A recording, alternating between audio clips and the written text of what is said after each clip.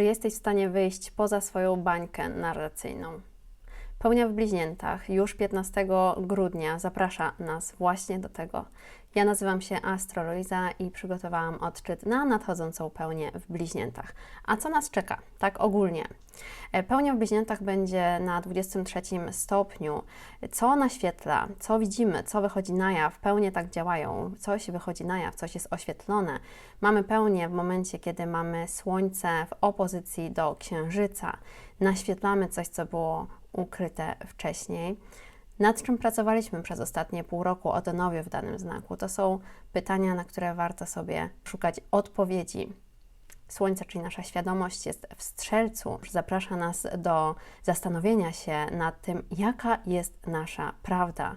Bardzo dużo będzie tutaj o prawdzie i o elastyczności, o tym, jak myślimy.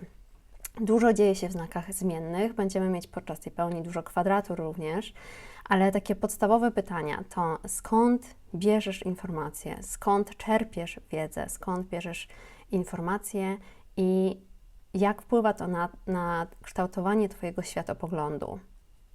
Władca tej pełni, czyli Merkury, jest w słabej pozycji, jest dalej w Strzelcu, nie czuje się tam najlepiej. Oprócz tego będziemy mieć kwadraturę do Saturna, kwadraturę Księżyca do Saturna, brak klarowności, brak odpowiedzialności. Nikt nie wie, jaka jest prawda. Dużo tematów związanych z korupcją, dużo tematów z tym, co dzieje się za zamkniętymi drzwiami.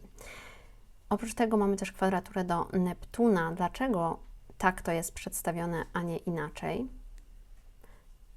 Jaka jest rzeczywistość? Jakie są fakty? Ta pełnia zaprasza nas do wyjścia spoza naszej bańki, do wyjścia, do zrobienia takiego zoom out, do wyjścia z naszego małego kącika, w którym sobie siedzimy i procesujemy wszelkie informacje, które do nas przychodzą. Sprawdzamy tylko, co jest ważne dla nas, dla naszego otoczenia. Zaprasza nas ta pełnia do tego, aby wyjść dalej, aby zobaczyć, co dzieje się na świecie, co dzieje się nie tylko wokół nas, ale co dzieje się w większej skali. Jaka jest prawda? Skąd bierzemy informacje? Wszystko, co jest związane z danymi, z informacjami, z podróżami, z mediami. Jeśli będziemy skupieni tylko na jednej narracji, może nam to zamazać obraz całości. No i teraz, jak taką pełnię wykorzystać? Pełnię, która ma w sobie dużo napięć, dużo wyzwań. Również mamy Jowisza w Bliźniętach w retrogradacji. Jowisz, on będzie tam potęgować zdecydowanie. Co z tym zrobić? Co z tym fantem zrobić? Ogólne przesłanie tej pełni to jest dekonstrukcja narracji i poszerzanie świadomości. Czyli podczas tej pełni, kiedy mamy również Merkurego w Strzelcu, w którym się nie czuje dobrze zupełnie, a Merkury jest władcą bliźniąt, dlatego jest tutaj ważny, mamy również kwadraturę do Saturna, konfrontacja z ograniczeniami. Mamy kwadraturę do Neptuna, rozmycie granic pomiędzy tym, co realne, a wyobrażone. Co możemy z tym zrobić? No i mamy Jowisza, który to wszystko będzie potęgować, też jest w retrogradacji w Bliźniętach. Główne przesłanie to, tak jak już mówiłam, dekonstrukcja zastanych narracji. To jest znalezienie odwagi w konfrontacji z wielowymiarową rzeczywistością. To jest potrzeba elastyczności i otwartości na różne perspektywy. Oraz, oczywiście, jak to przy pełni, ujawnienie tego, co dotychczas ukryte. No i kochani, co to znaczy dla poszczególnych znaków? Zapraszam. Oczywiście pamiętajmy, że domy są wedle ascendentów. Ja pracuję w systemie znaków całych, więc na każdy jeden dom przypada tyle samo stopni, 30. Ale zachęcam oczywiście również osoby, które mają dany znak księżycowy i słoneczny. Księżycowy będzie się odnosić do naszych emocji, intuicji, do tego, co wewnątrz trochę ukryte, a słoneczny to do naszego jawnego ego. Zaczynamy nietypowo, tak jak ostatnio, od ryb. Ryby, u Was ta pełnia będzie mieć miejsce w domu 4. Domu związanym z korzeniami, z rodziną, z domem jako budynek, ale domem również to, co Wy tworzycie jako dom. Wasze korzenie, wasi przodkowie. Kluczowe tutaj tematy tej pełni to jest transformacja przestrzeni domowej. Jak przez ostatnie pół roku, ryby, pracowaliście nad swoją przestrzenią domową? Co tworzyliście w domu? Jakie prawdy być może wychodziły właśnie w temacie waszego domu, co było ukryte? Czy są jakieś tematy, które podjęliście przez ostatnie pół roku, które okazały się prawdą zakłamującą rzeczywistość? Być może pochodzi to z dzieciństwa, od przodków. Tematy związane z waszym domem. Zastanówcie się nad tym, jakie są wzorce rodzinne, w których trwacie. Ponieważ ta pełnia będzie naświetlać i wzorce rodzinne, które już nie działają, które prawdy były wam przekazywane i być może zniekształcały waszą rzeczywistość. Na co warto uważać podczas tej pełni, to jest na nadmierną podatność na cudze energie, zdecydowanie. Ryby czują najwięcej ze wszystkich znaków zodiaku na poziomie intuicyjnym. Warto jest tutaj uważać, ponieważ będziemy mieć dużo energii, dużo napięć. Tak naprawdę ryby, spojrzę jeszcze tylko na kosmogram.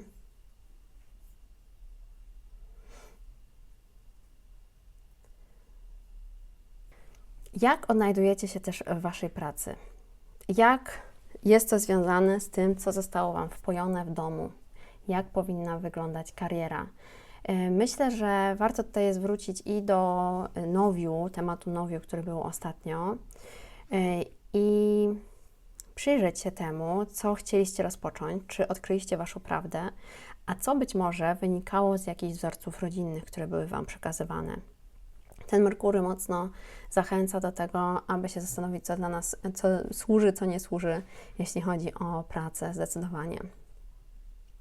Cały czas macie Saturna u Was w pierwszym domu, więc tutaj wymaga od Was to samodyscypliny i myślę, że też być może postawienia na swoim. Jeśli będą jakieś konflikty w rodzinie, to warto się z nimi jest teraz zmierzyć z dyscypliną i szacunkiem, realizując siebie. Do tego będzie zachęcać zawsze Saturn. Ryby, pamiętajcie, że jeśli jakieś ograniczenia wynikają z Waszego domu rodzinnego, to właśnie z nimi warto jest się teraz zmierzyć, z tymi ograniczeniami. Kim tak naprawdę chcecie być, kim z zawodu lub też z powołania, czym chcecie się zajmować, jak chcecie być widzeni przez otoczenie, przez środowisko i jak Wasz dom rodzinny na tą decyzję wpływał. Z drugiej strony, jako że mamy jeszcze cały czas Neptuna w rybach, tutaj może być trudność w zrozumieniu tego, kim tak naprawdę ja jestem, kim chcę być, ponieważ Neptun nam zamazuje prawdziwy obraz rzeczywistości często. Możemy mieć fałszywy obraz samego siebie, ale ta pełnia pomoże nam to zobaczyć, zdecydowanie.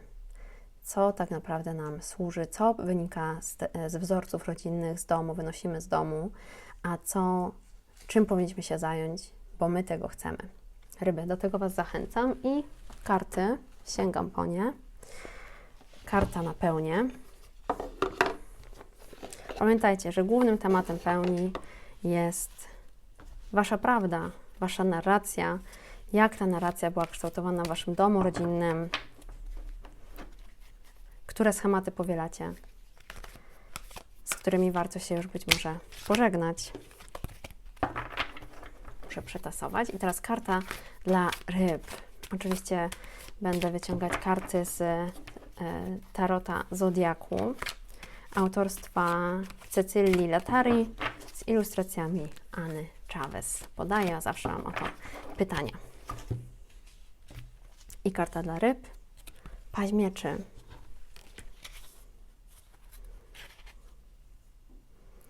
Paź mieczy.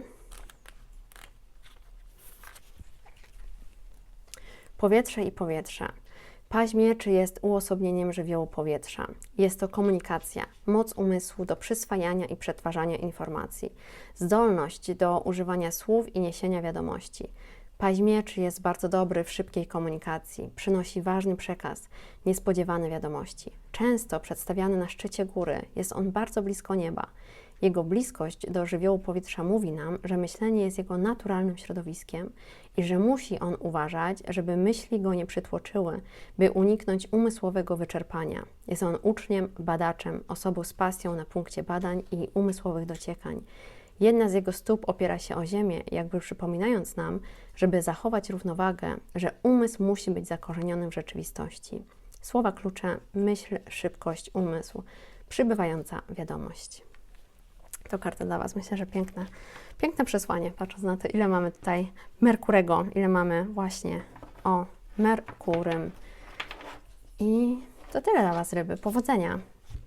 Jestem ciekawa, co do Was przyjdzie i jak to Was odmieni. Barany, zapraszam Was serdecznie na odczyt na pełnię w bliźniętach.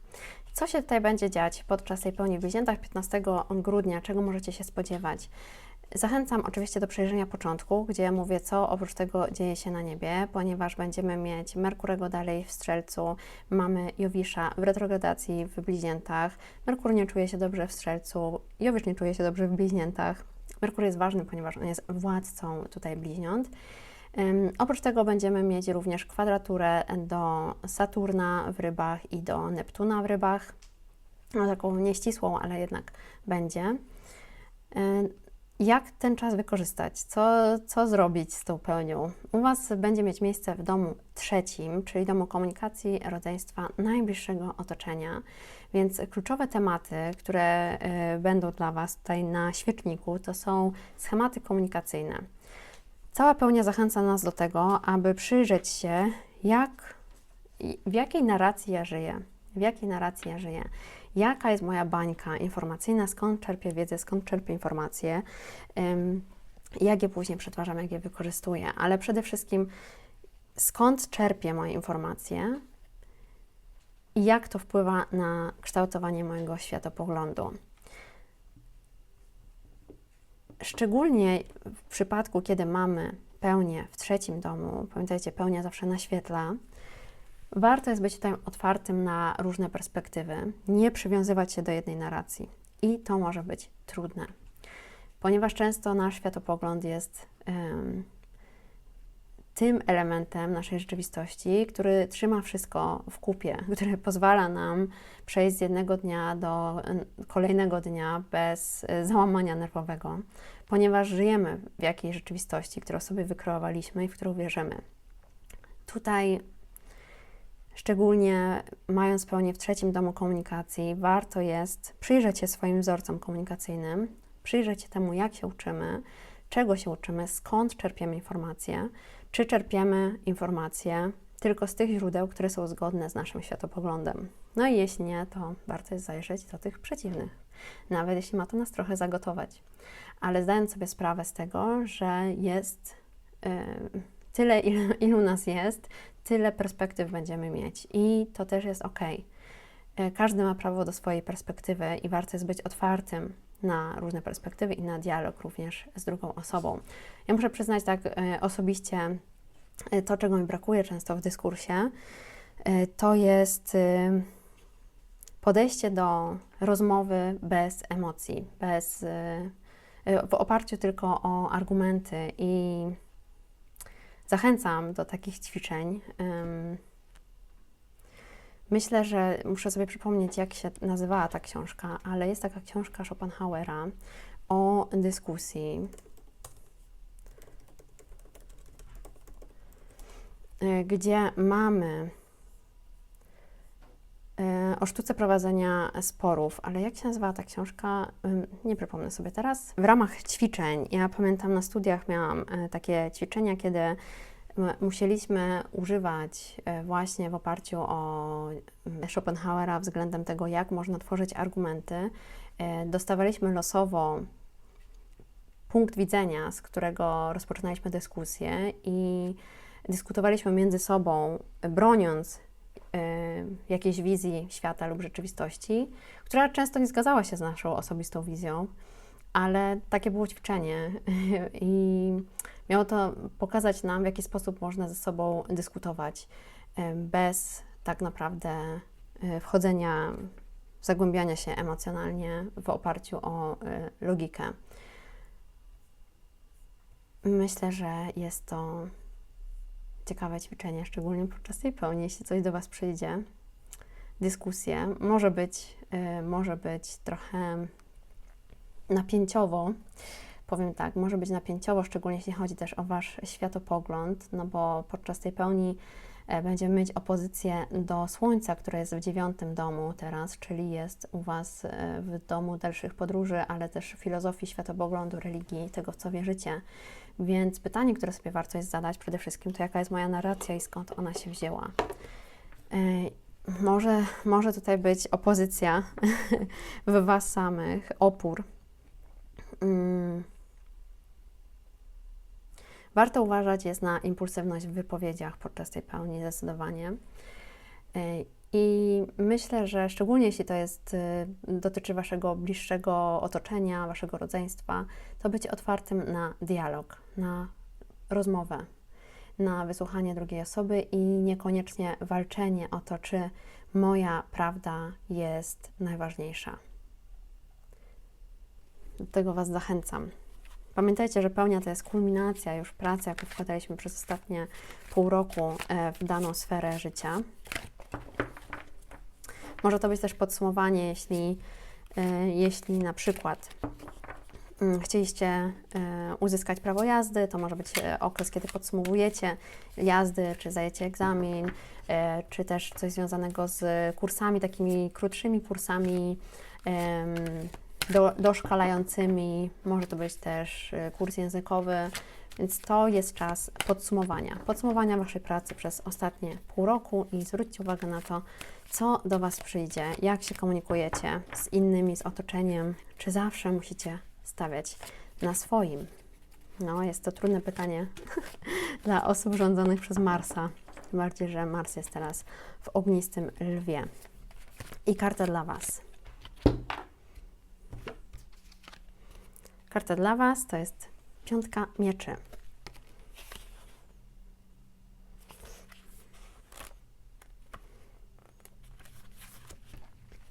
Piątka mieczy. Wenus w Wodniku, pierwsza dekada.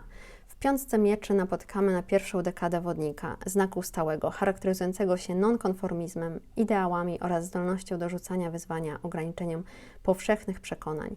Tutaj znakowi towarzyszy Wenus, planeta miłości, relacji i wymiany. W piątce mieczy ktoś wygrywa, a ktoś przegrywa. Nie wiemy, która rola przynależy do osoby czytającej kartę. Porażka czy zwycięstwo okupione wielkim kosztem?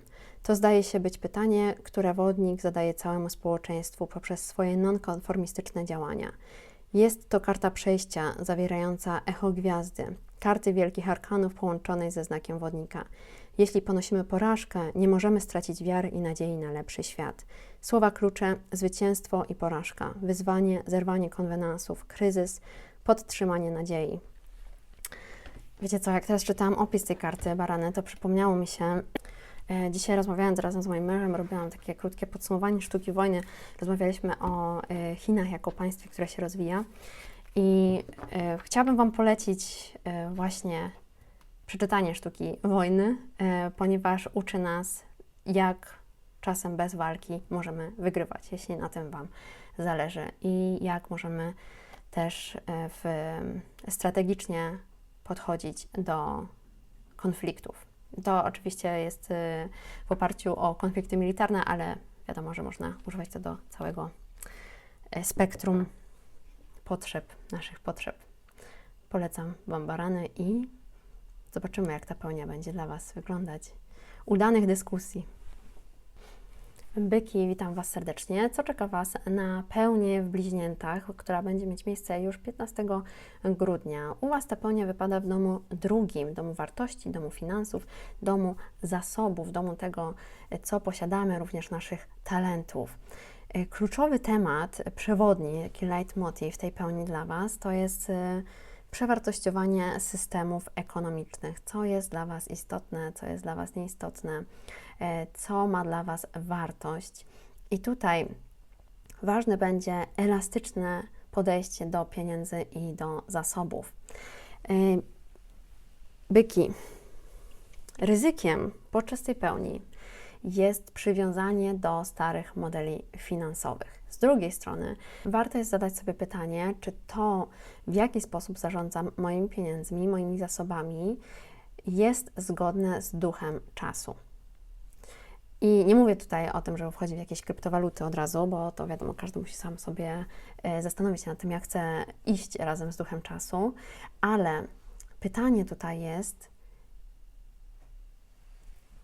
w jaki sposób mogę zwiększyć moje zarobki, czy to, co posiadam, jest dla mnie ważne, nieważne, jak mogę wykorzystać lepiej moje talenty, czy era, w której żyjemy, nie wymaga ode mnie zmiany do podejścia posiadania, zmiany do podejścia do tego, co mam, co kumuluję, również do podejścia do tego, jak wydaję i na co wydaję. Ta pełnia, ona zawsze naświetla, jak to pełnia, będzie naświetlać i pamiętajmy, że mamy tutaj opozycję do Słońca, które będzie podczas pełni w Waszym 8. domu zasobów wspólnych i tego, co dziedziczymy, więc może być tu pewnego rodzaju napięcie. Słońce w 8. domu, czyli ja, moja świadomość jest w Strzelcu. Jaka jest moja prawda? I tutaj, jak wygląda Wasza relacja z pieniędzmi, z dobrami, które dziedziczycie, które dzielicie z kimś razem? To jest pytanie na tą pełnię. Co do Was przyjdzie? Nie wiem. Zobaczymy, co do Was przyjdzie, byki. Ważne jest też, aby nie polegać tylko na jednej narracji, podchodząc do tematu i pieniędzy, i Waszych talentów. Czyli elastycznie zastanowić się nad tym, jak chcemy, co jest dla nas w ogóle ważne, jak chcemy się rozwijać, jak chcemy wydawać pieniądze w przyszłości, na co chcemy wydawać. Może Wasz światopogląd w pewnym sensie się już zmienia. Może byliście skupieni tylko na jednej narracji dotychczas i według starego systemu, który zapraszał nas do edukacji wyższej, pracy przez długi czas, tej samej i następnie emerytury, ten model nie do końca już działa. Więc to jest też dobry czas na to, aby zastanowić się, jaki model będzie dla Was działać. To nie musi być model działający dla wszystkich innych. To ma działać dla Was. Jaka jest Wasza prawda? Co jest dla Was istotne? Czy dobra luksusowe są dla Was najistotniejsze? Czy może jednak bycie wolnym jak ptak, bycie cyfrowym nomadą jest dla Was istotne? Co jest dla Was ważne? I w ten sposób zarabiać pieniądze. Jakby to jest ze sobą bardzo mocno powiązane tutaj. To, w jaki sposób Wy chcecie żyć, jaka jest Wasza prawda i w jaki sposób będziecie zarządzać pieniędzmi i zasobami. No i ta pełnia będzie zapraszać do przyjrzenia się właśnie temu tematowi.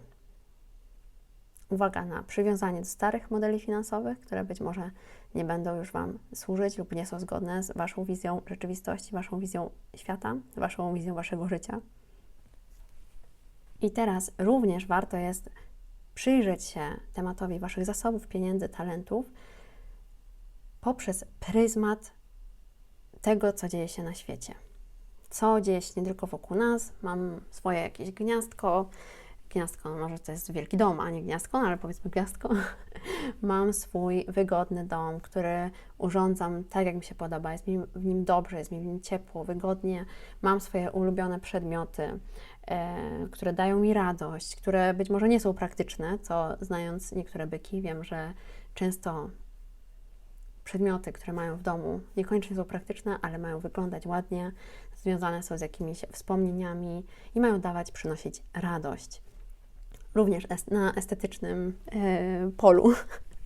Więc teraz, patrząc na to, jak Wy sobie żyjecie w tej bańce, przyjrzyjcie się temu, byki, co dzieje się na świecie i jak Wy chcecie się w tym odnajdować. W jaki sposób możecie wykorzystać te zmiany, bo jakby nie było, mamy dużo zmian. I ten następny rok to będzie rok Też jeszcze przygotowania, ale już bardziej takiej energii wychodzącej na zewnątrz. Trzeba będzie działać i wszystko będzie działo się dość szybko.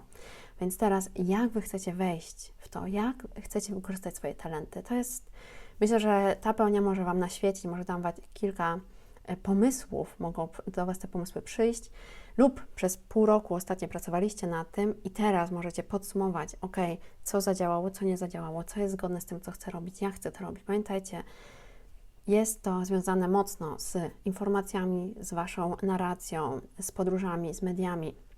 Wszystko tutaj, co zamyka Was w jakiejś bańce, warto jest trochę się temu poprzyglądać bardziej, wyjść poza tą bańkę i w ten sposób otworzyć sobie nowe możliwości. Tak widzę tę pełnię dla Was, byki. Myślę, że może być bardzo ciekawa. I karta dla Was.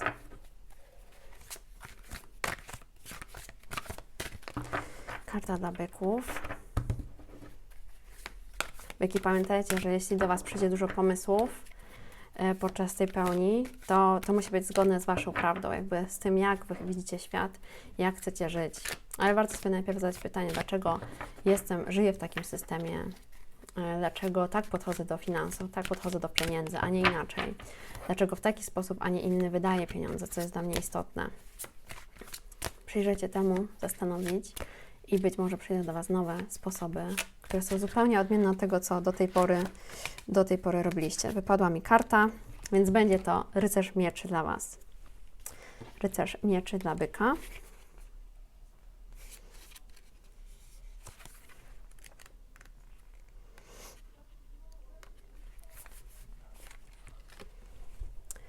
Rycerz mieczy. Ogień i powietrze. Rycerz mieczy jest połączeniem ognia, żywiołu wszystkich rycerzy z żywiołem powietrza. Wiemy, jak wybuchowa może to być mieszanka dwóch żywiołów, ale również jak bardzo skuteczna, kiedy chcemy zapalić ciepły i zapraszający ogień. Rycerz mieczy jest zatem działaniem ogień, które jest przetwarzane przez umysł, przez ideę powietrze. Ta karta zawiera oba żywioły, więc kiedy na nią trafimy, musimy zadać sobie pytanie, czy są one w równowadze, czy sytuacja jest konstruktywna, czy destrukcyjna, czy mamy jasną strategię, czy tylko popycha nas pasja. Rycerz mieczy wydaje się skupiony na swoim celu, ale musi on także zawracać?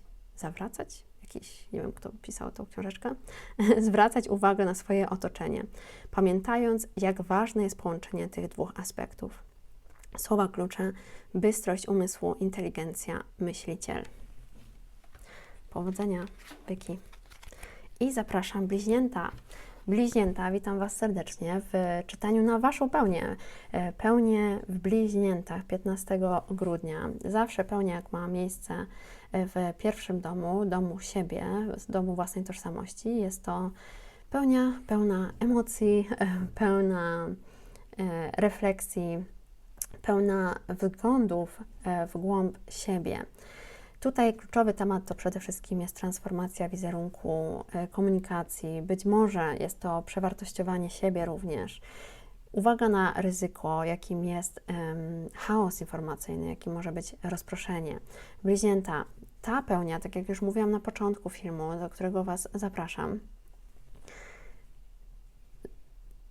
ta pełnia skłania nas ku przede wszystkim przemyśleniu tego, skąd czerpiemy informacje. Merkury jest tutaj w swojej pozycji, Wasz władca, nie czuje się dobrze w Strzelcu. Oprócz tego mamy kwadraturę i do Saturna, i do Neptuna, czyli jest sporo napięć. No i oprócz tego macie cały czas Jowisza, tylko jest on w retrogradacji u Was teraz, w dalszym ciągu. Jest to pełnia, która zaprasza nas do wyjścia poza naszą własną narrację, do dekonstrukcji naszej narracji. Być może do całkowitego przewartościowania tego, kim chcemy być, jaka jest nasza tożsamość. Ale ten Jowisz, który u Was rządzi Waszym 10. domem, myślę, że zaprasza też do tego, aby przyjrzeć się, jakie jest moje powołanie. Przyjrzeć się temu, jakie jest moje powołanie, kim tak naprawdę, czym chcę się zająć, jak chcę być widziany przez świat, jaka jest moja misja i jak chcę to wykorzystywać w pracy. To akuratnie ten Jowisz rządzący Waszym 10. domem Myślę, że jest bardzo pozytywnym tutaj aspektem podczas tej pełni, biorąc pod uwagę, że mamy dużo innych trudniejszych aspektów. W pewien sposób będzie on przeciwważyć to. I dla Was myślę, że to będzie istotne, tym bardziej, że będziemy mieć też trygon do Wenus w koziorożcu. Także bliźnięta, która jest w Waszym teraz 9. domu.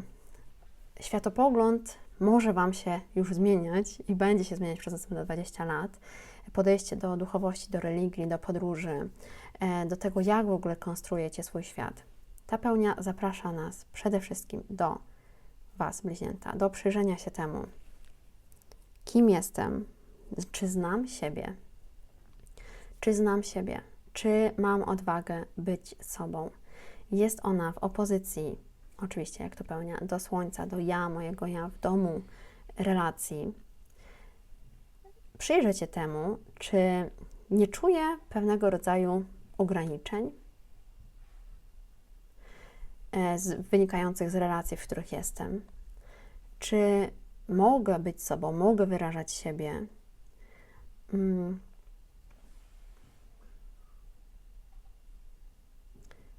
Warto jest podczas tej pełni zastanowić się nad tym, jak komunikuję swoje potrzeby, przyjrzeć się temu. Pełnia nam zawsze coś ukazuje, więc my nie musimy działać tak naprawdę.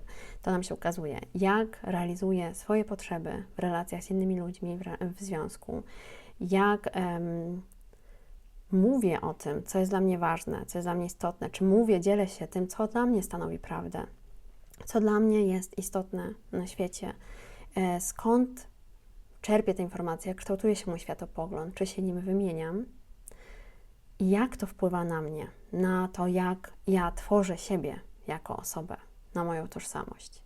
To są pytania dla Was, bliźnięta. Myślę, że z tym Saturnem, tu mamy tą kwadraturę do Saturna, więc tak, Jowisz, on włada Waszym 10. domem. Z drugiej strony mamy tą kwadraturę, więc tu może być pewnego rodzaju poczucie ograniczenia, ale myślę, że dla bliźniąt tak naprawdę, szczególnie już jak i Saturn i Neptun wyjdą z waszego drugiego domu, będzie to moment ulgi, jeszcze trochę do tego czasu. Warto jest tutaj się przyjrzeć temu właśnie, kim ja czuję, że jestem, jaki jest mój wizerunek, jak się komunikuję z innymi, czy nie zatracam siebie na rzecz po prostu bycia wśród innych. Z drugiej strony należy przede wszystkim zwrócić uwagę na to, aby się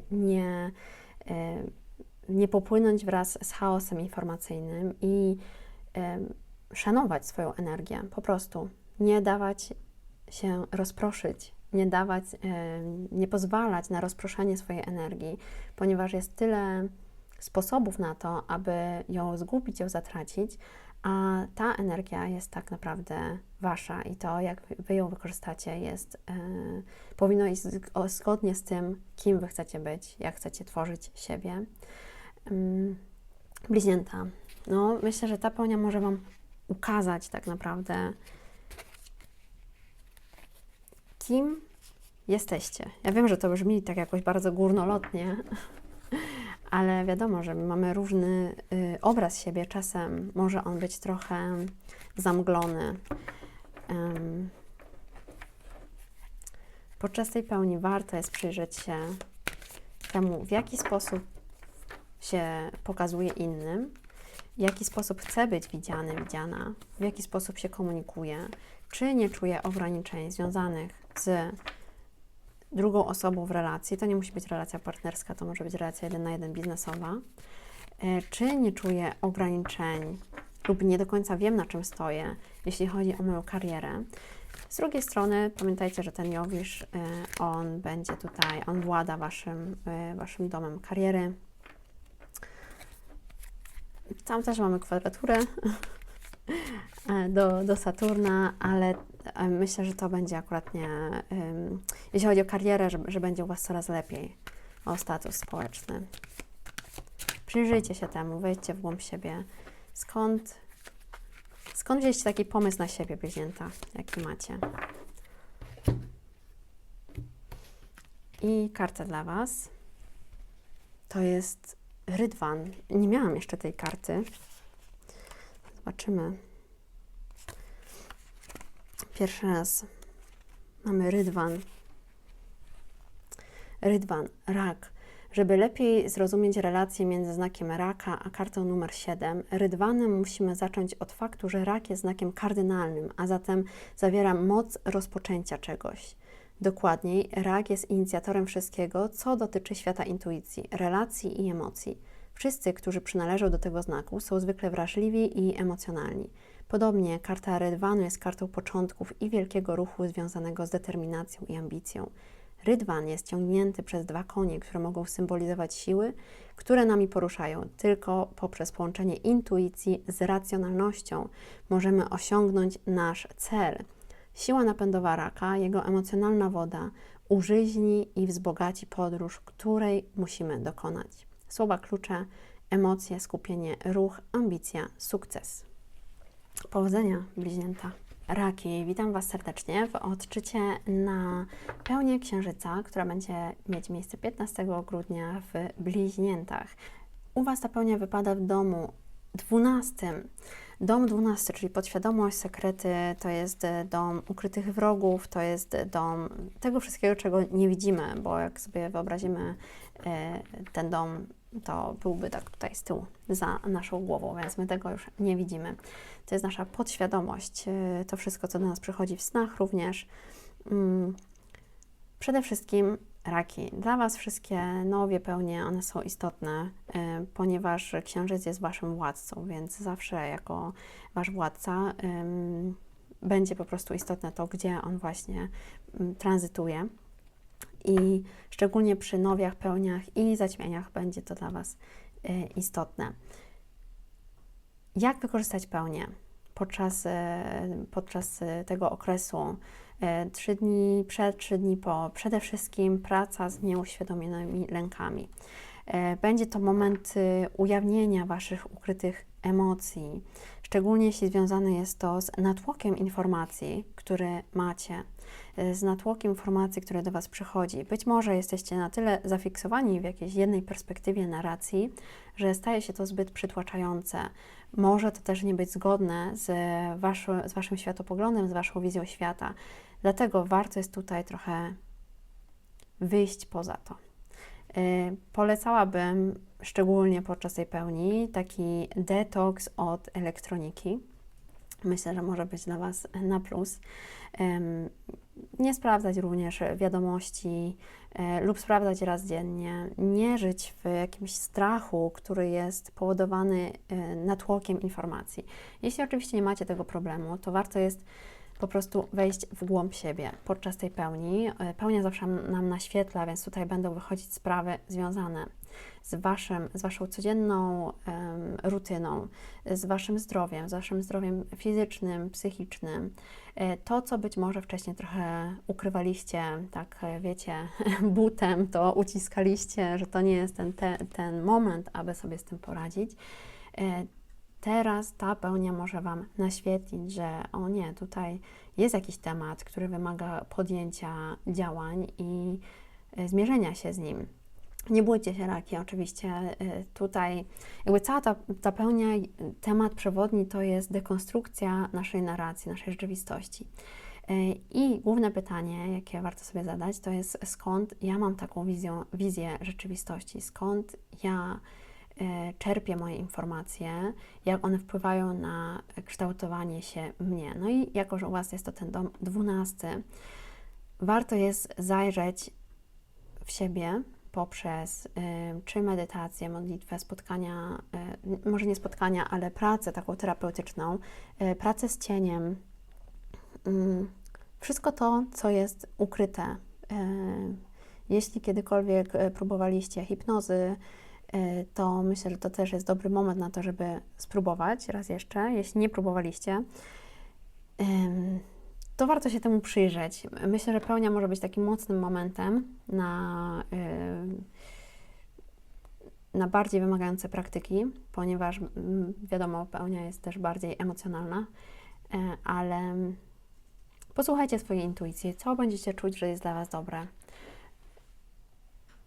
Szczególnie polecałabym pobycie trochę w odosobnieniu, w posiedzenie nad tym, taką kontemplację nad tym, czy są jakieś emocje, którym nie daje ujścia, czy są jakieś moje potrzeby, którym nie daje ujścia, czy odczułam też jakiś strach, jakieś napięcie, z którym nie chcę się zmierzyć i skąd ono wynika. I pamiętajcie, że jakby nie mierzenie się z tym strachem spowoduje tylko to, że on będzie Was coraz bardziej uwierać. Więc być może to zmierzenie się z nim teraz, póki jeszcze nie urósły za bardzo, jest dla Was dobrym rozwiązaniem. Raki. Myślę, że taką główną radą dla Was na tą pełnię, pamiętajcie, że pełnia nam po prostu pokazuje, naświetla. Warto jest popracować z podświadomością, z być może ukrytymi lękami, z naszymi potrzebami emocjonalnymi i uważać na nadmierną wrażliwość, na taką inflację tego strachu. Jeśli boicie się czegoś i to nie jest zupełnie zależne od Was, to warto zawsze poszukać drugiej perspektywy, drugiej, trzeciej, czwartej, drugiej narracji i pamiętać, że tak naprawdę to, czego się boimy, czy nie, często zależy od naszej perspektywy. Raki, no myślę, że to tyle dla Was na pełnię. I jeszcze karta dla raka na pełnię w Waszym domu 12. Karta dla raka na pełnię w bliźniętach. Król denarów. Nieźle. Król denarów. Króla denarów też jeszcze nie miałam. Raki, król denarów. Ziemia i ziemia. Hojny władca małych arkanów, król denarów, ktoś z wielkimi zdolnościami przywódczymi, kto osiągnął ważną pozycję w życiu pod względem osobistego spełnienia. W tym samym czasie jest on również zdolny do wielkiej hojności. Jego obfitość i bogactwo wynikają z jego wrodzonej zdolności do dzielenia się i dawania. Ze względu na to, że jesteśmy w sferze żywiołu Ziemi, musimy pamiętać, że dobrobyt osiągnięty przez króla denarów jest wynikiem ogromnej pracy i wielkiego oddania, które doprowadziły go do pozycji, w której znajduje się teraz. Satysfakcja, dobrobyt i wielkie bogactwo są cechami tej karty, w połączeniu z silnym poczuciem stabilności i zakorzenienia. Król denarów wie, jak dawać właśnie dlatego, że posiada wielki majątek. Słowa klucze: wrodzona hojność, obfitość, osobista satysfakcja, charyzma. Powodzenia podczas tej pełni raki. Wasze przyjaźnie i grupy społeczne, w których się udzielacie, ponieważ ta pełnia właśnie wypada w Waszym domu 11, czyli społeczności i przyjaciół, również Waszych marzeń, Waszych celów długoterminowych. Tematem tej pełni jest dla Was przewartościowanie więzi grupowych, budowanie świadomych, autentycznych relacji. Ta pełnia Wam pokaże to, które grupy już nie są dla Was, a które są dla Was, gdzie Wasza osobowość, Wasza wiedza, gdzie to, jak Wy się komunikujecie, jest mile widziane, a gdzie to już Wam nie służy zupełnie i nie ma po co tracić czasu ani energii. Ryzyko tej pełni to są konflikty w grupach, więc warto jest tutaj uważać na konflikty. Wiadomo, że podczas pełni często jesteśmy bardziej wybuchowi. I tutaj warto jest zwrócić uwagę przede wszystkim na to, skąd my czerpiemy informacje, jak to kształtuje nasz światopogląd również, dlaczego chcemy przynależeć do danej grupy, czy wiemy, za czym ta grupa stoi, jakie są główne założenia danej grupy lub naszych przyjaciół, czy nasz światopogląd musi zgadzać się z tą grupą lub z naszymi przyjaciółmi, czy nie, czy jest ok, jeśli się nie zgadza. Warto sobie odpowiedzieć na te pytania. Podczas tej pełni myślę, że wyjdzie na jaw to, co Wam już nie służyło lub to, co Wam służy i w co warto jest inwestować Waszą energię. Pamiętajcie, że cała ta pełnia, cały temat tej pełni wraz z opozycją do Słońca w Strzelcu, który pyta się, jaka jest Twoja prawda, naświetla, co widzimy, co wychodzi na jaw, jeśli właśnie w kwestii naszej prawdy, tego, skąd czerpiemy informacje, skąd czerpiemy wiedzę, dlaczego coś jest przedstawione w taki sposób, a nie inny. I zachęca nas do tego, aby czerpać wiedzę, informacje, perspektywę z różnych narracji, aby nie zamazywał nam się obraz całości. No, myślę, że lwy, może to być ciekawy czas dla Was. Jeśli przez ostatnie pół roku pracowaliście nad jakimiś grupowymi projektami, to one mogą już tutaj mieć się ku końcowi lub kończymy pewien etap tego procesu i też możemy podsumować, co zadziałało, co nie zadziałało. Lwy, no myślę, że to może być dla Was taki moment też, aha, gdzie chcę przynależeć, dlaczego tam przynależę, z kim chcę się trzymać, z kim już mi to nie odpowiada. Może to być też czas, kiedy wychodzi na jaw, co się działo za zamkniętymi drzwiami, między przyjaciółmi, jakieś konflikty wewnętrzne w grupie również, kto być może kopał pod kim dołki. Z drugiej strony, no wiadomo, że ta pełnia też może nam pokazać, co nam służy. To nie jest tak, że ta pełnia nam pokaże tylko co było ukryte. Już wypadła mi karta dla Was, ale zanim do niej przejdę, to pamiętajcie, uwaga na konflikty w grupach. Z drugiej strony jest to świetny moment, aby przyjrzeć się temu, jakie relacje autentyczne i świadome buduję, które mi służą. Jak podchodzę do tych więzi grupowych, które tworzę. I karta dla Was to jest rycerz buław. Rycerz buław.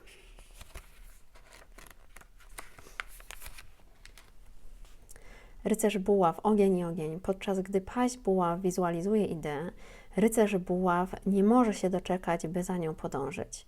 Będąc we władaniu żywiołu ognia, ten rycerz jest gotowy, by rozpocząć przygodę. Wie on, jak podejmować ryzyko, właściwie to często sam go szuka. Najpierw działa, potem myśli. Nie ma on świadomości króla buław, ale posiada odwagę i inicjatywę. Często nie wie, jak oszczędzać energię i jest możliwe, że po entuzjastycznym początku jego energia szybko przygaśnie. Może reprezentować niespodziewaną zmianę albo potrzebę, aby działać szybko, bez myślenia za dużo. Konsekwencje naszych działań będzie można oceniać później. Jedno jest pewne, z rycerzem buław nigdy nie jest nudno. Słowa klucze: szybka akcja, reakcja, impulsywność. Powodzenia, lwy. Panny, witam Was serdecznie w odczycie na pełnię w bliźniętach 15 grudnia. Wypada ona w domu 10, czyli kariera, publiczny wizerunek. Nasze kluczowe tematy to jest przewartościowanie drogi zawodowej. Panny, odkąd mamy Jowisza w retrogradacji w tym domu 10, to mamy czas na to, żeby się zastanowić, czy to, co robię, jest dla mnie satysfakcjonujące, czy ja chcę to robić, czy to jest zgodne z moją prawdą. No i tutaj mamy również cały czas Merkurego w Strzelcu. On zaprasza nas, zachęca do tego, aby zastanowić się, był też w retrogradacji, do tego, czy dom, jaki tworzę, jest dla mnie i to, gdzie mieszkam, czy jest zgodne ze mną, jakie wartości wynoszę z tego domu, jak go tworzę, jak chcę realizować moją rzeczywistość, czy robię to, co robię jako karierę, jako moje powołanie, powiedzmy, czy to było podyktowane tym, co ode mnie było wymagane w domu również. Tutaj jest dużo pytań, na które możemy sobie odpowiedzieć, ale podczas tej pełni niektóre tematy zostaną nam naświetlone. To, co będzie właśnie dotyczyć naszej drogi zawodowej, będzie nam ukazane coś, co wcześniej było ukryte, bo tak działa pełnia. Pokazuje nam, co dla nas działa, co dla nas nie działa w danym temacie. I u nas jest to również podsumowanie, jest to efekt pracy wykonanej przez ostatnie pół roku od Nowiu. Więc kluczowym tematem jest przewartościowanie drogi zawodowej, co zmieniałyśmy, ja mówię myśmy, bo ponieważ ja też jestem panną ascendentalną, co zmieniałyśmy, co rozpoczynałyśmy pół roku temu, warto sobie zadać to pytanie. Rada na pełnię to jest elastyczność w strategii, jeśli chodzi o karierę. Uwaga na nadmierne krytykowanie siebie, zdecydowanie. Tutaj panny z łagodnością podejdźmy do siebie, tym bardziej, że nasz władca, czyli Merkury, nie czuje się zupełnie dobrze w miejscu, w którym jest. Jest dużo napięć oprócz tego, więc łagodnie podchodzić do siebie, poklepać się po ramieniu za to, co już osiągnęliśmy. Słuchajcie, oprócz tego mamy tutaj kwadraturę do Saturna i do Neptuna w rybach. To są nasze związki, relacje, relacje 1 na 1 biznesowe również. Odkąd mamy Saturna w domu 7, przyglądamy się relacjom, które tworzymy, które warte są naszej energii, zaangażowania, pracy, stabilności, które wymagają od nas też dyscypliny. Z drugiej strony ten Neptun może nam trochę tak zamazywać między fantazją a rzeczywistością, co jest prawdziwe, co jest nieprawdziwe. Więc podczas tej pełni nie pytajcie się innych, co powinniście robić, jak oni Was widzą. Nie, tutaj się przyglądamy temu, nie pytamy się innych w ogóle, to może nam zamazać obraz nas samych. Przyglądamy się temu, co do nas przychodzi w okolicach pełni, jak spełniam się w miejscu, w którym jestem, w kwestii kariery, mojego statusu społecznego, czy jest może coś innego, co chcę robić. Pełnia to nie jest moment rozpoczynania czegoś nowego, ale to nam naświetli dany obszar. Może to być też moment podsumowania, kończenia danego projektu, kończenia nauki w danej sferze, jakiegoś większego kursu, który ma nam pomóc w karierze, związanego z naszą karierą, z naszym statusem społecznym. Warto jest podchodzić do tego elastycznie i dzisiaj też zastanawiałam się nad elastycznością ogólnie w pracy, jak cała historia ludzkości opiera się na elastyczności i tak naprawdę musimy się dostosowywać do ducha czasów i cały czas podążać i jeśli zostaniemy w tyle, to zazwyczaj wypadamy już z obiegu i nie jesteśmy na tyle konkurencyjni, szczególnie w obrębie kariery. Myślę, że jest to bardzo ciekawy temat.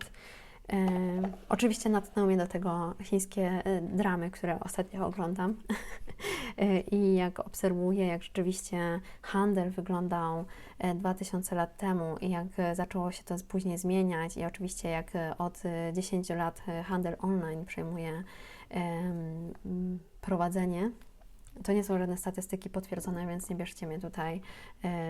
Zachęcam oczywiście do sprawdzenia statystyk, ale jakby trend jest na tyle łatwo zauważalny, że myślę, że trudno byłoby tutaj być w opozycji, stanąć w opozycji. I zastanawiałam się nad tym, jak bardzo to jest ciekawe, jak jako ludzkość musimy cały czas być elastyczni. No i powiedziałabym, dobrze dla nas, ponieważ my jesteśmy elastycznym znakiem, jakby nie było. W zależności też od tego, gdzie mamy Merkurego urodzeniowo, to możemy różnie do tego podchodzić, ale myślę, że jest to dla nas szansa, Panny, jest to dla nas szansa na to, aby zacząć robić to lub zauważyć w ogóle, co tak naprawdę chcemy robić i że to nie musi być na zawsze, to nie musi być na 10 lat. To może do nas przyjść podczas tej właśnie pełni. I musi być zgodne z nami, z naszymi potrzebami, z naszą prawdą, z naszym światopoglądem. No i oprócz tego wiadomo, skąd czerpiemy informacje. To jest leitmotiv tej pełni. Skąd czerpiemy informacje, dlaczego nasz światopogląd wygląda tak, a nie inaczej. I karta dla nas. Karta dla panien. Słońce! Wow! Fajnie. Już czytam. Pani, tak się ucieszyłam, bo ja mam tyle kwadratur i opozycji przez następny tydzień w moim urodzeniowym kosmogramie, że te słońce daje mi trochę nadziei. Słońce. Numer 19, jego planeta, w tym przypadku mają tę samą nazwę. Na tej karcie często znajduje się dziecko, które symbolizuje niewinność, wewnętrzną siłę, kreatywność oraz podchodzenie do życia z optymizmem. Słońce świeci i przynosi światło, promieniuje ciepłem i życiem, oferuje bogactwo i sukces. Jest to karta prawdziwej autoekspresji naszej wewnętrznej natury. Słońce jest pulsującym sercem naszego układu, emanuje światło i jest źródłem życia, tak jak energia, która znajduje się w tej karcie. Musimy także pamiętać, że jeśli za bardzo zbliżymy się do Słońca, możemy się poparzyć. Ważnym jest, żeby nie popaść w egocentryzm, jak sugeruje karta, oraz żeby nie stawiać siebie zawsze w centrum wydarzeń, ale by czasami stanąć z boku i obserwować to, co się dzieje. Słowa klucze: prawda, światło, sukces, prawdziwe ja. I tego nam życzę, Panny. Powodzenia. Wagi, witam Was serdecznie, Wagi, w odczycie na pełnię w bliźniętach. W Waszym domu 9, 15 grudnia będziemy mieć pełnia w bliźniętach. Pełnia to jest moment, kiedy nie działamy, to do nas przychodzi, naświetla nam, ukazuje nam, co w danym temacie, po pierwsze, nad czym pracowaliśmy przez ostatnie pół roku, co powinniśmy ujrzeć. Być może coś tam jest ukrytego, czego nie dostrzegaliśmy wcześniej, coś było niejasne. Ta pełnia ma dużo kwadratur i oczywiście również władca pełni, czyli Merkury, nie jest w swoim ulubionym miejscu, czyli w Strzelcu.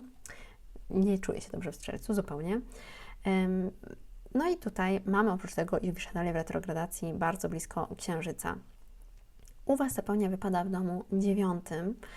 Kluczowym tematem tej pełni dla Was jest rozszerzanie horyzontów. Jak przez ostatnie pół roku rozszerzacie, poszerzacie swoje horyzonty? Czego się uczycie? Jaka jest Wasza ścieżka rozwoju? Jak poznajecie świat?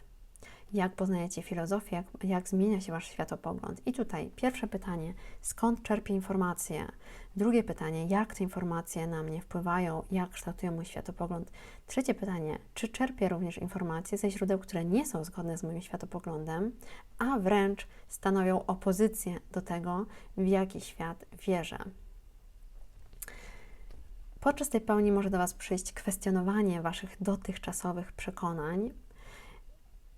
Myślę, że jest takie ryzyko, istnieje ryzyko zagubienia w wielości perspektyw tak naprawdę.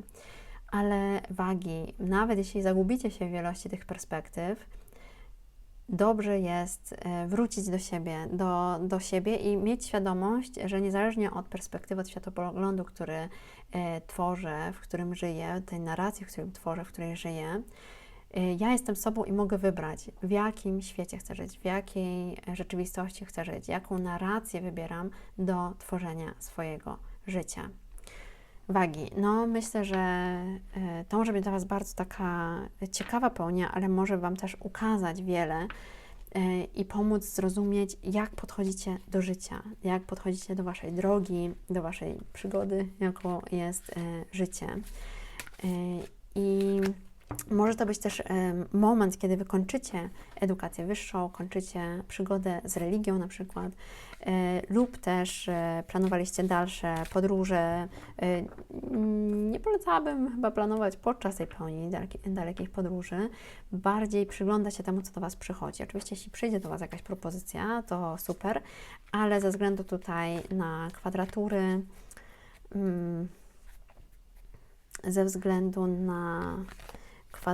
które mamy i do Saturna, i do Neptuna. Myślę, że bardziej to będzie wpływać na Waszą codzienność. Z jednej strony, jak Wasz światopogląd wpływa na Waszą codzienność, na Wasze zdrowie, na Wasze podejście do zdrowia, do tego, co robicie, jakie są Wasze codzienne rytuały. Z drugiej strony, być może będą jakieś ograniczenia, które z tego wypływają. Może chcielibyście podróżować i żyć jako nomadzi, cyfrowi nomadzi, ale Wasza codzienna rzeczywistość Wam do tego Was nie tylko nawet nie zachęca, ale Wam na to nie pozwala. Więc tutaj te tematy mogą do Was przyjść. Jestem ciekawa bardzo, jak się będzie manifestować ta pełnia u Wag, ponieważ kluczowym tematem jest rozszerzanie horyzontów, a cała pełnia jest o tym, jak dekonstruujemy narrację, w której żyjemy. Jaka jest moja prawda? To jest pytanie w ogóle na cały sezon Strzelca. I karta dla Was, Wagi. Karta dla Wag. Trójka kielichów.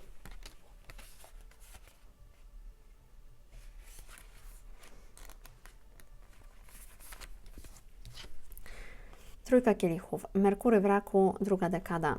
Merkury przynosi komunikację emocjonalną, a razem z Wenus mamy odkrywanie emocji w relacji z innymi. Tutaj jesteśmy w głębokiej komunikacji z wieloma osobami. Jest to karta siostrzeństwa, przyjaźni, dzielenia intencji, wspólnych planów i pracy nad czymś, co prawdziwie nas urzeka. Mamy wspólny język, co dzieje się, kiedy otaczają nas podobnie myślący ludzie, przyjaciele tacy jak my, z którymi rozumiemy się od pierwszego spojrzenia. Jest to karta związana z obfitością, bogactwem, które przychodzi tylko z dzielonych doświadczeń. Słowa klucze: dzielenie się z grupą, podobieństwo, wspólne ideały, empatyczna komunikacja. No, ciekawie. Ciekawie, myślę, że u Was wagi, szczególnie, że Słońce macie w domu komunikacji, właśnie Merkury jest w domu komunikacji, jest to naprzeciwko właśnie pełni, ponieważ w domu trzecim, więc być może to kwestionowanie dotychczasowych przekonań będzie wynikało z rozmów, które będziecie odbywać z innymi, lub rozmowy z innymi będą zachęcać Was do tego, aby zakwestionować Wasz dotychczasowy światopogląd. Powodzenia wagi. Myślę, że to może być bardzo ciekawa, odkrywcza pełnia dla Was, może nawet zmieniająca całe życie.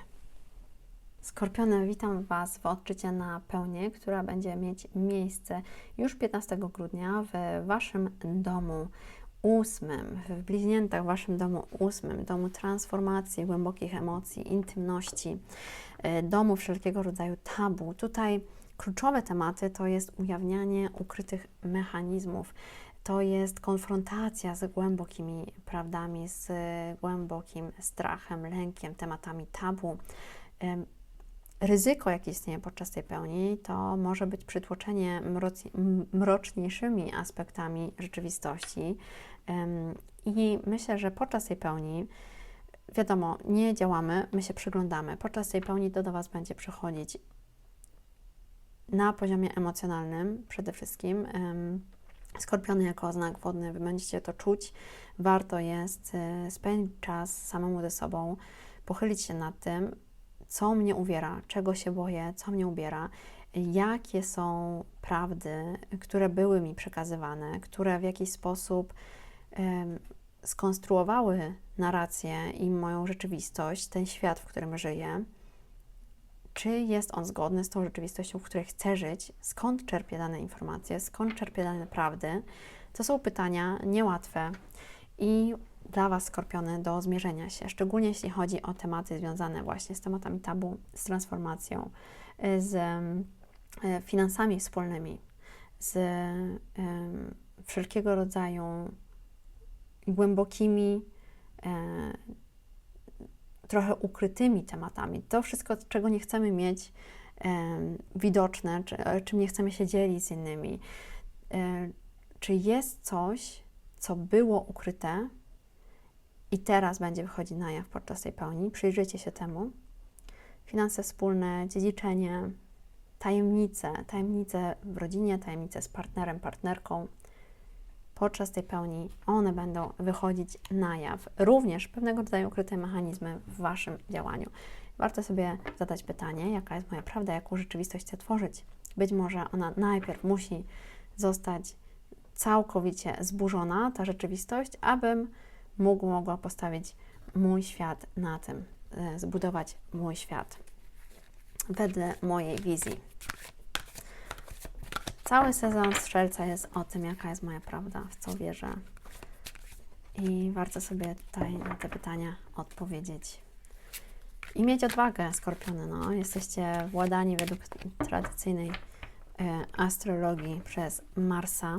No, nie tylko tradycyjnej, ale odwagi. Odwagi, Skorpiony.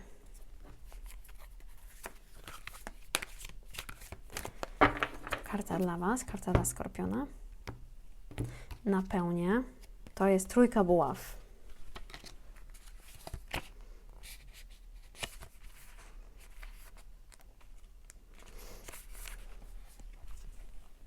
Słońce w Baranie, druga dekada. Tutaj Słońce jest w Baranie, znaku, który jest dla niego jak dom. Słoneczna, odważna i przekorna natura tej karty odwołuje się do wielu aspektów tego astrologicznego ułożenia. W trójce buław znajdujemy wizję, projekt staje się jasny. Po inicjującej energii asa i wyboru dwójki możemy teraz rozpocząć dziką i nieznaną przygodę, która na nas czeka. Wciąż jesteśmy na progu, w miejscu, które daje nam przebłysk cudów, które na nas czekają, które możemy napotkać, jeśli tylko będziemy mieć odwagę, by kontynuować. Słowa klucze: odkrycie, eksploracja, wizja, spełniony projekt. Powodzenia, Skorpiony.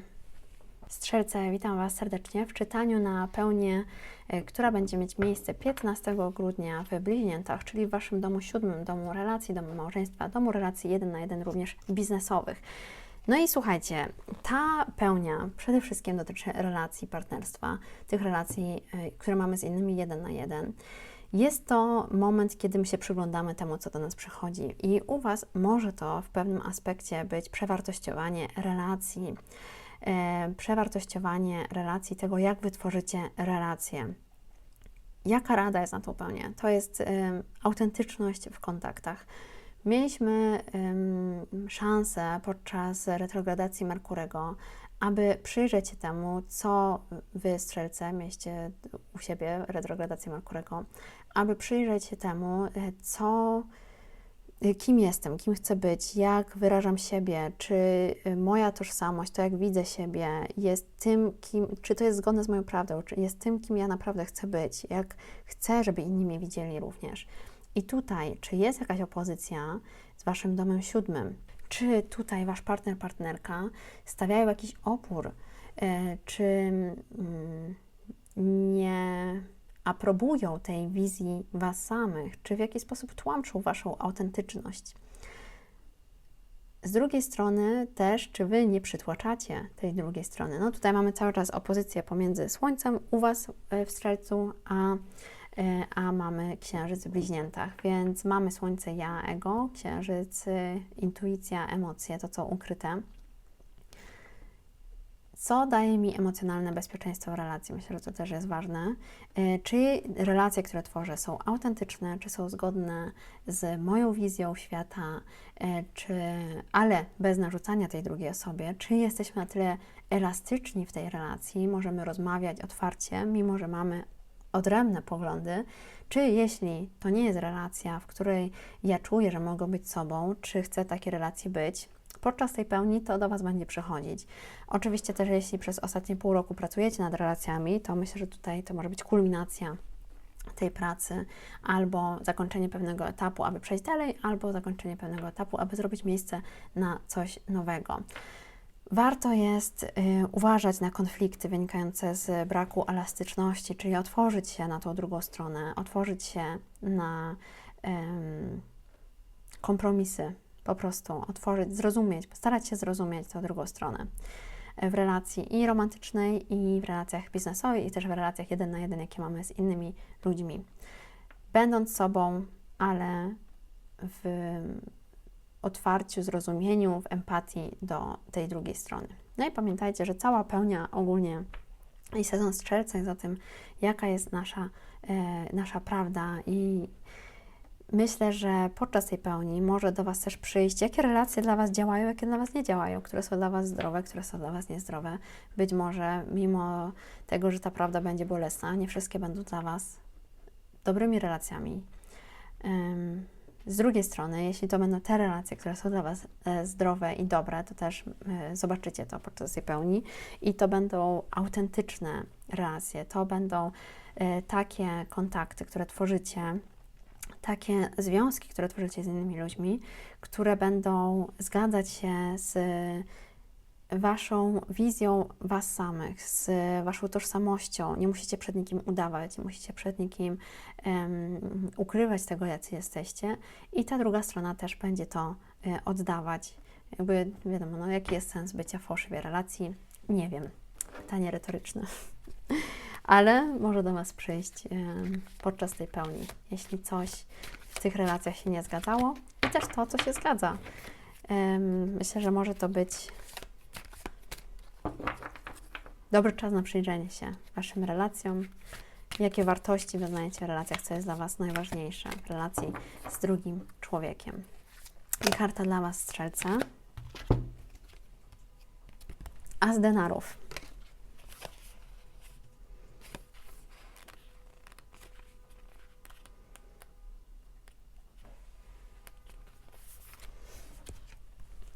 As denarów, byk, panna, koziorożec. Dwór denarów jest związany z żywiołem ziemi i odnosi się do stabilności, dóbr materialnych, wszystkiego, co odżywia, określa i materializuje. Natknięcie się na tę kartę oznacza otwarcie się na nowe możliwości, owocne początki w sferze zawodowej, finansowe, a nawet osobistej satysfakcji. Jest to karta utożsamiana z dbaniem o siebie, ochroną własnych granic i zdolnością osiągnięcia przełomu, tak jak nasiono w ciemnej glebie. Ta karta pokazuje nam okazję i jak to zawsze ma miejsce przy asach, to od nas zależy, czy ją złapiemy, czy nie. Słowa klucze. Nasiono, planowanie, początek związanych ze światem dóbr materialnych. No, myślę, że to pilnowanie granic tutaj jest kluczowe. Stawianie i pilnowanie Waszych granic. Powodzenia, strzelce. I zapraszam koziorożce. Koziorożce, witajcie serdecznie w czytaniu na pełnię 15 grudnia w Bliźniętach. U Was wypada w domu 6, czyli praca, zdrowie, codzienne obowiązki. Kluczowy temat tej pełni to są Wasze codzienne praktyki. Pamiętajcie, podczas pełni my się przyglądamy temu, co do nas przychodzi. No i podczas tej pełni, tak jak mówiłam na samym początku, mamy i Merkurego w Strzelcu i on się nie czuje dobrze, mamy Jowisza dalej w retrogradacji, on się nie czuje dobrze w Bliźniętach, mamy również kwadratury do Saturna i do Neptuna, no więc no dzieje się. Dlatego warto jest podejść na spokojnie, przyglądając się temu, co działa, to do Was samo przyjdzie, to Wam naświetli, to powinien Wam naświetli, co działa, jeśli chodzi o Wasze codzienne praktyki. Być może będziecie musieli to przeorganizować, tak aby dla Was działało, bo nie sztuką jest zajechać się w pracy albo po pracy i być cały czas zmęczonym, a sztuką jest jednak żyć tak, jak chcecie i na takim poziomie, na jakim chcecie, ale czerpać też radość z codziennych rytuałów, które sobie ustalacie z Waszego codziennego życia. To, że wstajecie rano, jesteście zadowoleni z tego, że jest kolejny dzień.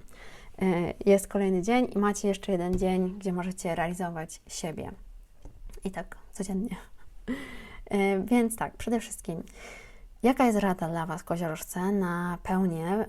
Takie holistyczne podejście do zdrowia i pracy, ale uwaga na to, skąd czerpiecie informacje, skąd uczycie się, skąd czerpiecie informacje dotyczące diety, dotyczące ćwiczeń, dotyczące Waszych nawyków również. Ostatnimi laty, chyba z 5 ostatnich lat, było bardzo mocno skupione na kulcie samorealizacji i rozwoju siebie. Bardzo dużo pozycji powstało również na rynku wydawniczym, które są o sile nawyków, o odżywianiu, o różnych kwestiach. Wszystko to, co ma sprawić, że będziemy bardziej wydajni i bardziej skupieni, bardziej zaangażowani w to, co robimy. Z drugiej strony, większość z tych pozycji również tworzy nas bardziej wydajnymi do tego, abyśmy byli wydajni w pracy. No a nie do końca o to chodzi. Jakby tutaj podczas tej pełni przyjdzie do Was, nad czym powinniście się skupić, aby tak holistycznie podejść do zdrowia i pracy. To, aby Wasza praca nie przyćmiewała Waszego podejścia do zdrowia, do Waszych codziennych rytuałów związanych z tym, co sprawia, że Wy czujecie się dobrze w swoim życiu, że Wy czujecie się komfortowo w tym, jak wygląda Wasz codzienny dzień. Podczas tej pełni powinno do Was to przyjść, zostać naświetlone, co dla Was nie działa, co dla Was nie działa w trakcie dnia. Myślę, że ryzykiem, takim jednym z głównych ryzyk tutaj jest nadmierna kontrola, czyli nadmierne kontrolowanie tego, jak ten mój dzień wygląda. Więc z jednej strony uwaga na informacje i wierzenie tylko w jedną narrację, jedną perspektywę, że musimy być guru produktywności. Z drugiej strony uwaga też na nadmierną kontrolę nas samych, bo jednak jak to koziorożce, tutaj samodyscyplina jest na bardzo wysokim poziomie. Warto jest być może wprowadzić trochę elastyczności i zreorganizować Wasze codzienne praktyki dotyczące codziennej pracy, zdrowia, sposobu odżywiania, sportu również, małych zwierząt, jeśli macie więcej elastyczności, więcej spokoju, więcej luzu w tym podejściu. I teraz karta dla Was, koziorożce. Pamiętajcie, że dzień, jaki Wy sobie kształtujecie, to musi być Wasz dzień. To jest dzień, który ma Wam służyć, a nie dzień, który Tim Ferriss albo ktoś inny opisał, że to jest idealny sposób na spędzenie dnia i to najlepiej wpływa na jakość jego życia. Nie musi to wcale oznaczać, że to wpływa na podniesienie jakości życia kogo innego. Muszę przyznać, że ja mam mocny beef z kultem produktywności. Dlatego zachęcam do przyjrzenia się temu, co Wam służy, co Wam nie służy, co jest dla Was dobre. Jak chcecie, żeby wyglądał Wasz codzienny dzień przez następne 10 lat. Wypadła mi karta już i mamy 6 buław. 6 buław.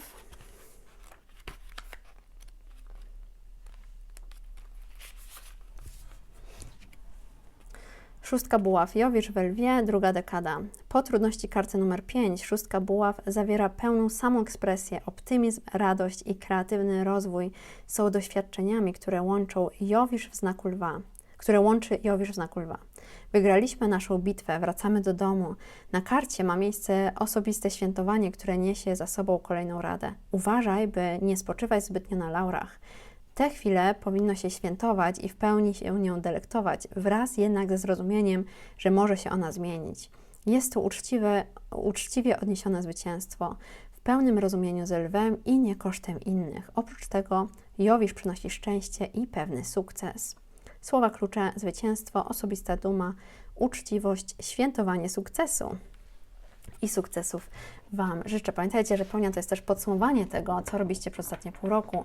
Być może zmienialiście coś w Waszym podejściu do organizacji dnia i teraz, jeśli jest to czas, kiedy chcecie świętować, bo przez ostatnie pół roku skupiliście się na swoim zdrowiu, skupiliście się na swojej diecie, skupiliście się na swoim podejściu do codziennego dnia, być może pracujecie mniej na przykład, albo macie lepsze relacje ze współpracownikami, warto się też nagrodzić podczas tej pełni.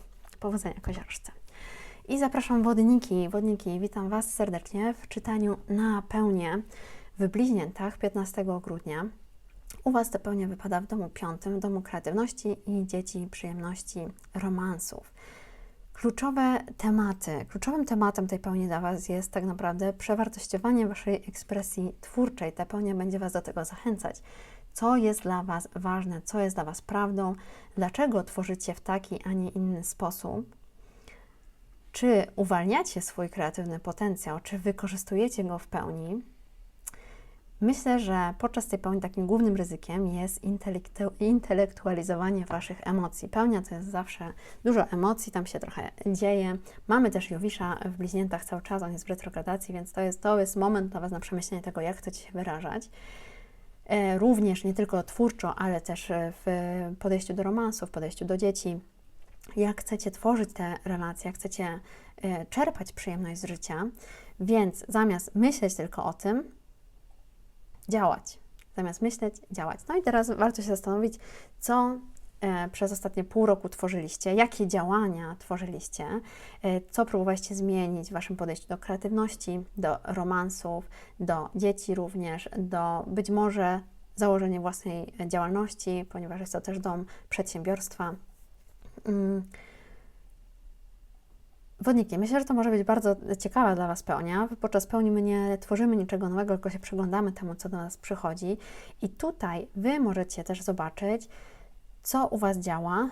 Być może nie jest to zgodne z potrzebami grupy przyjaciół, ale ja wiem, że z natury wodniki są często nonkonformistyczne, więc jakby opinia grupy nie do końca jest tutaj istotnym faktorem, istotnym elementem.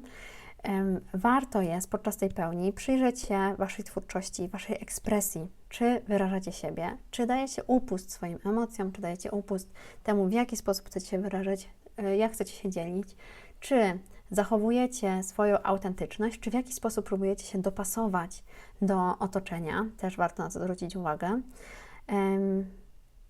I po prostu pozwolić temu kreatywnemu potencjałowi się uwolnić. Tyle Wam powiem. Wodniki, myślę, że to jest, ja wiem, że się rozpoczął teraz tranzyt niedawno, to już będzie drugi miesiąc tak naprawdę prawie podczas tej pełni, od kiedy Pluton wszedł do Wodnika, no ale macie też Wenus teraz w Wodniku, w Waszym pierwszym domu. Ogólnie cała ta pełnia tutaj dla Warszawy to ascendent jest właśnie w Wodniku, więc no, Wodniki, czerpcie z Waszej energii kreatywnej, nawet jeśli w jakimś stopniu czujecie ograniczenia, czy to związane z talentem, być może, czy to związane z zasobami finansowymi, bo będziemy mieć kwadraturę do Saturna. Ja wiem, że Wodnik jest w stanie tutaj wymyślić rozwiązania na każdy problem i myślę, że warto jest postawić trochę na siebie podczas tej pełni, nie na to, co jest dobre dla ogółu, nie na to, co jest dobre dla społeczeństwa, ponieważ macie Słońce w domu 11 podczas pełni, czyli ja, moja tożsamość w grupie społecznej, komu chcę służyć, jak chcę pomóc innym. Nie, no teraz pomyślcie na tym, jak Wy chcecie się wyrazić. Podzielcie się Waszym talentem, nie bądźcie skąpi, nie bądźcie skąpe Wodniki. Podzielcie się Waszym talentem, na to czekamy. Karta dla Wodników. Wieża. Wieża.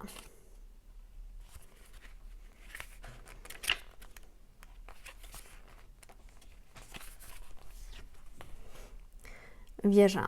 Mars. Mars jest czystą energią. Znany jako Bóg wojny, jest symbolem ruchu, destrukcji i transformacji. Mars zaczyna, napiera, motywuje. Wie, gdzie skierować życiową energię, nawet jeśli spowoduje to znaczne zmiany. Ma bezpośrednią energię, która przebudza to, co było w zastoju. To nie przypadek, że ta planeta jest połączona z żywiołem ognia. Mars jest tym, który mówi, nie pozostaje cichym w obliczu niesprawiedliwości, powstaje i broni, ma ducha aktywisty. Znajdujemy te jakości również w karcie wieży, na której uderzenie pioruna powoduje zmianę. Wieża rozpada się, ale co ważne, ona wie, jak upaść. Idzie z falą transformacji i nie opiera się zmianie. Płynie. To jest moment bycia wojownikiem, założenia zbroi, bronienia się, użycia ognia Marsa do przetrwania oraz zdobycia nowego i bardziej wolnego spojrzenia poza starymi sposobami myślenia. Słowa klucze: niespodziewana transformacja, zniszczenie, przełamanie starych schematów.